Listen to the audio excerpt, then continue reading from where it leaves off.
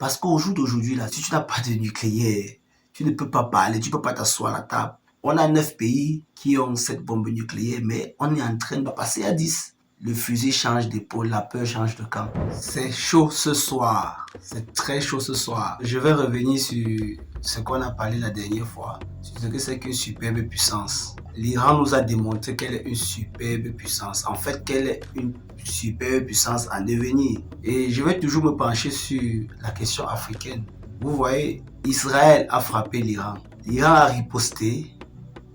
Israël s'est calmé. Ensuite, les États-Unis ont frappé l'Iran. L'Iran, ce soir, vient de riposter. Et on va dire, le message il est plutôt clair. Nous n'allons pas laisser que vous allez écrire notre histoire. L'Iran est en train d'écrire son histoire et est en train de devenir une superbe puissance. Quel que soit ce qu'ils vont discuter demain, quelle que soit la suite de l'histoire d'aujourd'hui retiendra qu'il y a eu un pays qui a fait face aux États-Unis parce qu'elle était avancée militairement, parce qu'elle était avancée avec, on va dire, la atomique. Vous savez de quoi il est question. Parce qu'il faut le dire, le président américain a répondu, il a fait un post où il était un peu plutôt doux. Il appelle l'Iran à revenir sur la table avec Israël de faire de même. Chose un peu curieuse parce que en temps normal, dans ce genre de conflit, il aurait répliqué. Bon, sauf si demain nous réserve autre chose. Mais il faut le dire dès ce soir, et c'est ça que je vais appeler nos frères africains, nos présidents, la superbe puissance. Nous devons travailler demain à être une superbe puissance. L'Iran vient de démontrer qu'il n'y a pas de pays qui va entrer chez eux et leur dire comment ils vont écrire leur histoire. L'Iran dit je viens à la table et l'Iran est en train de s'asseoir à la table. Nous, Africains, qu'est-ce que nous devons retenir de ça? Nous, qu'allons-nous retenir de ce nouveau paradigme mondial qui est en train d'être écrit? Il faudrait que les Africains s'assiedent un instant et réfléchissent. Pas que tous les Africains. Je profite une fois, je fais une analogie. La Chine n'a pas eu besoin que tous les Chinois soient patriotiques ou pensent à l'amour du pays. Il faut le dire, Mao Tse-tung a eu une poignée d'hommes parce qu'il a fallu de l'idée. Il a fallu d'un homme qui a une vision à la tête de la Chine.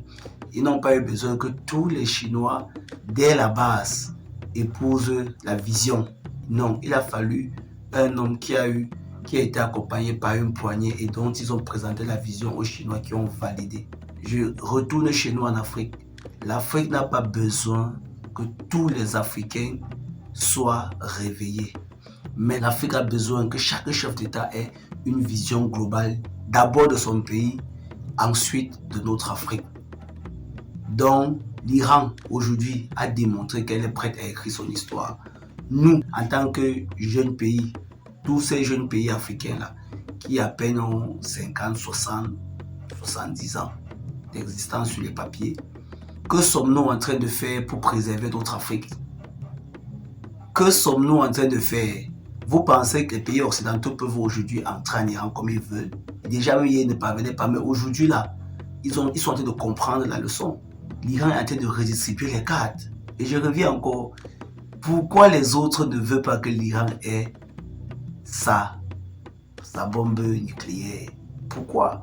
Parce qu'ils savent qu'ils ne pourront plus dorénavant dire du n'importe quoi aux Iraniens, ou faire n'importe quoi, ou décider un matin d'attaquer, décider un matin d'envahir, ou dicter les prix de quoi que ce soit.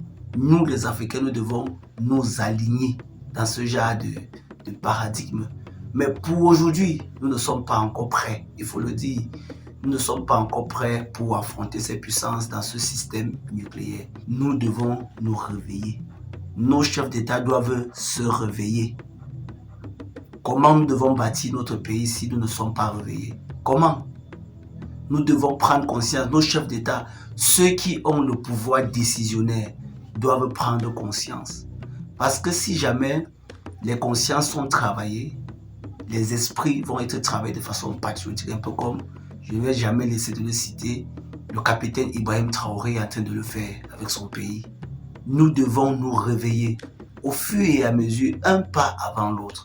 L'Iran est une grande puissance depuis, mais c'est aujourd'hui qu'elle est en train de faire son combat pour l'arme nucléaire, pour la bombe nucléaire, bombe atomique. Nous aussi, nous devons déjà commencer à travailler les consciences. à la tête de nos États, nous devons aussi avoir des gens qui guident, comme ces dirigeants qui pensent l'avenir de leur peuple. Parce qu'au jour d'aujourd'hui, là, si tu n'as pas de nucléaire, tu ne peux pas parler, tu ne peux pas t'asseoir à la table. On a 9 pays qui ont cette bombe nucléaire, mais on est en train de vouloir passer à 10. L'Iran est en train de rejoindre les rangs. Quel que soit ce qui va être négocié demain ou après-demain, je suis sûr, l'Iran va rejoindre les grandes lignes. L'Iran va être la 10e puissance. L'Iran en voie de devenir la 10e puissance qui détient la bombe nucléaire. Nous, Africains, qu'est-ce que nous attendons pour nous réveiller?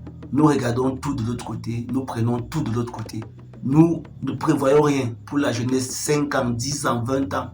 Moi, je suis Camerounais, j'ai eu mon bac ou ma licence en 2015. Mais en fait, quel a été le programme pour moi? Quel est le programme pour mes camarades? Quel est le programme pour ceux même qui ont eu le bac cette année? Ceux qui sont en train de passer? Quel est le programme de la jeunesse? Comment est-ce qu'on voit notre avenir? Nous avons besoin des gens qui travaillent dans ce sens. L'avenir. Comment est-ce qu'on voit notre avenir? Allons-nous toujours être cette puissance, ces pays-là qui regardent, qui attendent que l'autre décide pour lui? Nous avons un conflit dans notre pays où ce n'est pas mondialement médiatisé parce que il se pourrait, entre parenthèses, qu'il y ait une superbe puissance qui met le pied dessus. Comment est-ce que nous pouvons avancer dans ces conditions? Donc vraiment, que ce que l'Iran est en train de faire aujourd'hui marque les Africains. Comment allons-nous évoluer si nous n'avons pas le pouvoir décisionnaire? L'autre décide pour nous, c'est l'autre qui écrit notre histoire, c'est l'autre qui fait tout. Comment allons-nous pouvoir décider? Chers Africains, regardez comment le monde tourne. Le fusil change d'épaule, la peur change de camp. Nous, quel est le camp que nous occupons actuellement? Les Africains, réveillons-nous. Sur un peu plus une histoire, nous sommes là pour raconter, pour parler, pour s'éduquer, pour s'édifier, pour notre avenir. C'est quoi notre avenir en tant qu'Africains, en tant que Noirs? C'est quoi? Où allons-nous? Les cartes du monde sont en train d'être redistribuées. Les puissances s'allient. Nous là, où sommes-nous? Si c'était peut-être, disons, le Cameroun, la Côte d'Ivoire, le Congo, qui avait reçu les frappes peut-être, disons, israéliennes, on devait rester tranquille à supplier, à faire les coubettes. Mais quand tu as déjà la bombe nucléaire, plus personne ne te parle n'importe comment. Mais ça veut pas aussi dire que le fait qu'on est en attaque, non. Mais ça te permet quand même de pouvoir parler, de pouvoir t'exprimer. Donc, soyons vraiment pragmatiques, soyons pour notre Afrique, soyons pour nos peuples, pensons à notre avenir. Pensons à notre avenir. Donc, aujourd'hui, là, l'Iran a répondu aux États-Unis. Qui l'aurait cru? Ils ont donné les menaces et ils ont exécuté les menaces. Ils ont dit, vous nous avez bombardés. Nous aussi, on va vous attaquer. Parce que vous n'êtes pas là pour nous dire comment on va écrire notre histoire. Retenons ça, s'il vous plaît. C'est une leçon pour aujourd'hui. Je ne pouvais pas dormir sans faire des vidéos dessus, honnêtement. Pour ce qui est de se passer là, je ne pouvais pas. J'ai été vraiment, il faut dire, j'ai été vraiment, on va dire, je ne sais pas si je vais dire bluffé ou si je vais dire, j'admire en fait, j'admire le courage de l'Iran. A dit, nous voulons écrire notre histoire. Un peu une histoire. Oh oh.